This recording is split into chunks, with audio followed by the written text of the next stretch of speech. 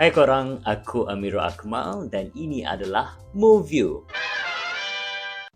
So untuk episod kali ni, aku nak share dengan korang pendapat aku tentang sebuah filem yang aku baru tengok, iaitu Belenggu, Barbarian Invasion.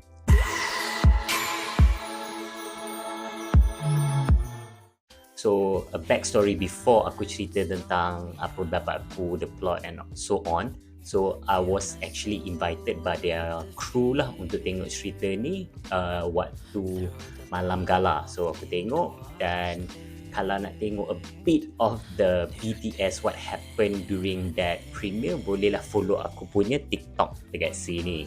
And with that, let's go to pendapat aku tentang cerita ni. So, director dan pelakon utamanya adalah orang yang sama, Tan Chui Mui, dan salah seorang daripada pelakon yang lain adalah Brown Palare. So, I'm gonna be honest here lah, aku actually tak kenal pun pelakon yang lain. But then, Brown Palare was the aku boleh kata the attracting factor kenapa aku continue untuk pergi the premiere and watch this movie. So that's about the director and also the actor. We have a lot of other actors as well, but then I'm pretty sure you guys both might not know. But that doesn't mean that this movie is not good. Will it be good? So continue watching. So dari segi plot, cerita ni berkenaan tentang Mui, iaitu watak utama dia lah. So she was actually a famous actress before this, but now she become a single mother. So dia kena jaga anak dia. So anak dia nama Yuzao. So diorang berdua ni pergi dekat satu tempat sebab they were invited by this director. So this director is actually a guy yang biasa invite dia as the, apa orang kata, pelakon lah dalam cerita-cerita yang didirect oleh this guy lah. If I'm not mistaken, nama dia Roger. So ni dia plan untuk buat filem baru, dan of course they invite Munah untuk jadi the main actress for the movie. So dekat situ kita belajarlah a bit tentang who is Moon, how's the relationship between Moon and her son, and also how's the relationship, what happened in her life, kenapa dia a single mother, kenapa what's the relationship between her with the directors, apa semua. At the same time, dari segi cerita ni, apa cerita yang diorang plan untuk buat adalah about this lady. She knows how to do martial art. So dalam ni martial art yang dia belajar adalah a Philippine martial art.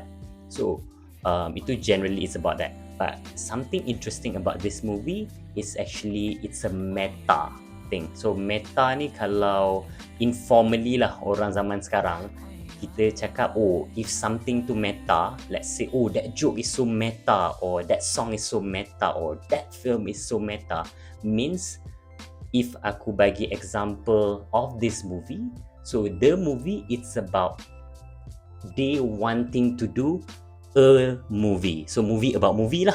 So that's why aku rasa cerita ni adalah very meta, and it's an interesting concept for Malaysian film, which I've never watched anything like this before.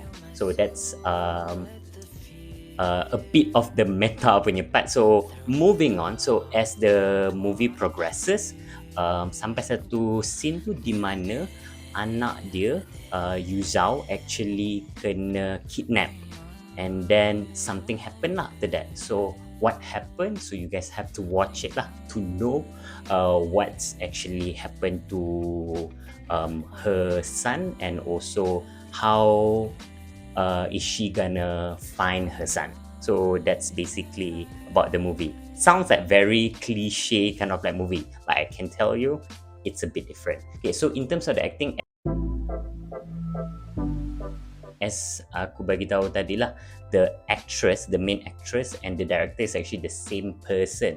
So let's focus on the acting itself. So bagi aku, her acting at first bila tengok tu rasa macam, kenapa dia nampak macam a bit kaku, not really like a good actress, and then rasa macam the chemistry between her and her son tak nampak macam a mother and a son kind of like relationship. Nampak diorang tak berapa rapat. So that's why aku rasa, oh, maybe she wasn't really good in acting. But after watching it until the end, for me lah at least, it's actually an intention punya approach, because like dalam this movie, they want to show that in terms of the relationship tu tak ngam sebab maybe she wasn't present before this in her son's life. This one prior to the whole apa kita panggil divorce lah. But that's my assumption.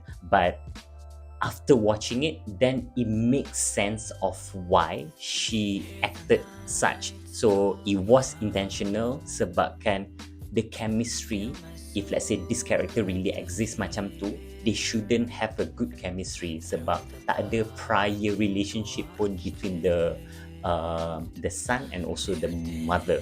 Sebab kalau tengok dia punya acting with the director, for example, you feel it's believable. You know that they seem like they have been friends because diorang pernah work together as a director and actor lah. But that's interesting approach. So I would say acting wise, especially the main actor, she was actually really good. The only person that for me in terms of acting not so good is actually the son lah, but I can still like get past it sebab kan just budak-budak pun, so aku tak ada rasa macam my expectation for him tak adalah macam too high, and it's still alright, didn't affect the whole kita kata apa perasaan kita waktu kita tengok movie tu. Kita rasa macam spoil lah sebab dia punya acting really like macam not that good. So aku rasa still okay dia.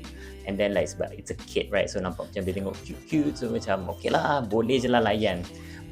So dari segi acting like that lah. Dari segi director, aku tak boleh cakap sangat sebab I don't know like macam how is it gonna be when it comes to her role, sebab dia ada 2 role kan sekarang.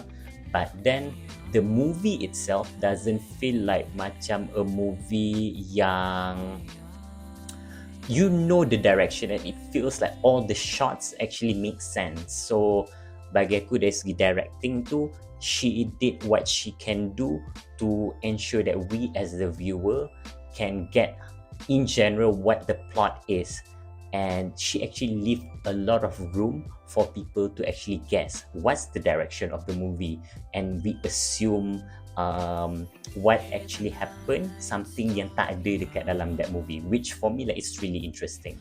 So that's in terms of the directing. So a few things yang I might want to comment is actually that I can think of on top of my mind is actually the audio punya part, the sound. So in terms of the sound, dia tak we know that it feels like a small budget kind of like movie. So in terms of the sound, any like reaction apa semua, they didn't like overproduce it. But if they didn't, okay, let me rephrase. Not that they didn't overdo it, they actually like do it like underwhelmingly for general people. But for me at least, I feel that it's intentional sebab kan we don't need like macam really like grandiose kind of like sound to emote such emotion. So bila kita tengok tu, kita tahu yang why they make it such, so that kita as a viewer can make our own feeling of that particular scene. So bagi aku really okay with that. So that's in terms of the sound. Even though like quality wise it might not be like macam as good, but for me it's still okay. Like I can still like go with the movie. I think why I say all this because of the plot and the theme of the movie, like the concept that they want to do for this movie, which is the meta part lah. And even aside from the meta, this one I'll put as a conclusion. I really like the plot sebab kan it's something that Malaysia has never been done before, we know all this like dilemma, all this conflict that happen apa semua, semuanya tak macam rasa cheesy or rasa like expected. It's something yang you really didn't expect, and it's something fresh, even like I would say internationally. Another thing yang I can say in the conclusion punya part lah, sebab we are in the conclusion right now, the movie is for general people. It will feel like it's a slow movie. Orang biasa kata, oh cerita ni slow lah, banyak cakap, or maybe ada action during the martial art punya learning session, but it's not like apa orang kata action yang macam very typical action tu, sebabkan this one dia nak belajar macam mana martial art, so the action is not really there, and the rest is mainly like macam there's a lot of like this character cakap dengan that character, so banyak bercakap lah in general. It's a slow burn, I would say, but if you can set your mind yang cerita ni dia slow burn, you will really appreciate the plot. I think it's like a broken record. I've been saying that it's the plot. So you know the plot is actually that good. So with that, I would say like it's really, really, really good movie. I can safely say that it's the best Malaysian film for this year, hands down, period. I will admit that because I've been watching a few for this year, and this is definitely the best lah. So and in terms of the movie also, you know that it's not really for the crowd. It's not really untuk like gain money kind of like movie. It's more on the movie yang untuk hantar, let's say, for film festival kind of movie, which yeah, so you know that people might not be enjoying, especially if it's slow burn. Orang tengok, let's say, for half an hour and then orang macam bosannya, maybe people go out. But if you really stay until the end, you'll be like, oh, okay, you know what? Amira was right. And I tell you, I know I'm right.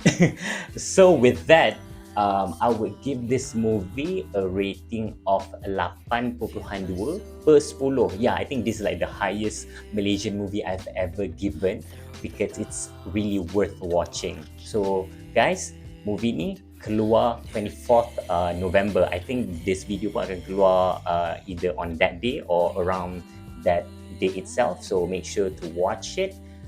And yeah, I think that's all from me.